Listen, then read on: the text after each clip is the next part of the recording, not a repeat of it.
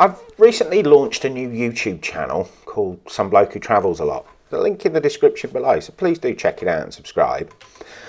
Now, with the new channel, I plan to film mostly in 4K, so I knew I needed to upgrade my system. The first piece of the puzzle was new MacBook Pro. I went for the latest MacBook Pro i5 quad-core 13-inch, and I've paired that up with a 4K LG screen, the 24UD88. And to make my life easier and more efficient, I decided to go down the eGPU path. Now, as you can see, I've chosen the Blackmagic, and it did appear to me to be the obvious choice that first pops up is the Blackmagic eGPU. Like you're doing at the moment, I spent a lot of time on Google and YouTube comparing other eGPU units, similar to the Blackmagic offering, like Sonnet, and also the enclosure options from Razer, etc., with adding in the actual graphics card. Now, my budget didn't offer me the opportunity to buy multiple devices and tests, so I looked at what were my requirements and which suited me. I wanted to reduce rendering time on video and photo editing, especially as I'm going down the path of 4K.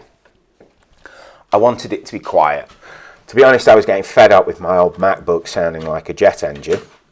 And of course, I needed the compatibility with the new MacBook Pro and the LG 4K screen. And yes, like most Apple geeks, I wanted the aesthetics to be right. So for the choice for me was the Blackmagic option. Now on the Apple Store site, you're pointed to the Blackmagic eGPU Pro. Now that's £1,200. This was out of my budget. And also, I'm not planning on creating a Star Wars epic, so it's far more than I actually needed.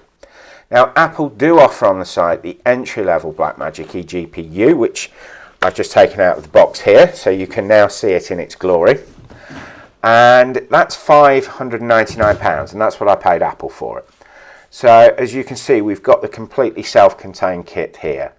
Inside, it comes with the built-in Radeon Pro 580 graphics with 8GB of GDDR5 memory. On the back you can see we've got two Thunderbolt 3 ports, we've got 4 USB ports, and we've got one HDMI port. Now, I've actually been using this now for several months.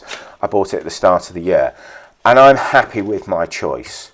So, going back to my requirements, how's it fared?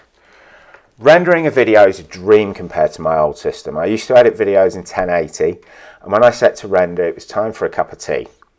Even in 4K now, it's so much faster. So that was a big tick. I was happy with. Is it quiet? Yes, it does. Yes, it is quiet. Yes, it does quiet. Yes, it is quiet. It's cooled from the top to the bottom, which, however that works in the magic of how you cool things, it does work. When the fan comes on, it's that rare. I actually have to think, what on earth is that? What's the noise? Compatibility. I'm using the Thunderbolt C with the MacBook. I'm using Thunderbolt C with the LG screen, and it's a one cable connection to my MacBook. So compatibility, yes, it's brilliant. It's space grey, and yeah, I like the way it looks on my desktop with the MacBook. I think that's important. If you're working in a nice environment, you like how your environment looks, you're going to get better work done.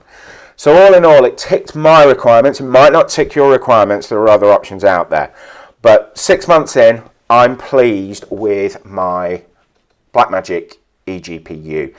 If the video has been useful for you, do give it a thumbs up. Do like, do subscribe to the channel. I put all my geeky stuff on. And do check out Some Bloke Who Travels a Lot. You can win some Bulgari goodies and some all sorts of stuff like that. It's my new travel channel, and that's what I'm going to be doing. So do check it out. Thanks very much for watching. Take care. Bye for now.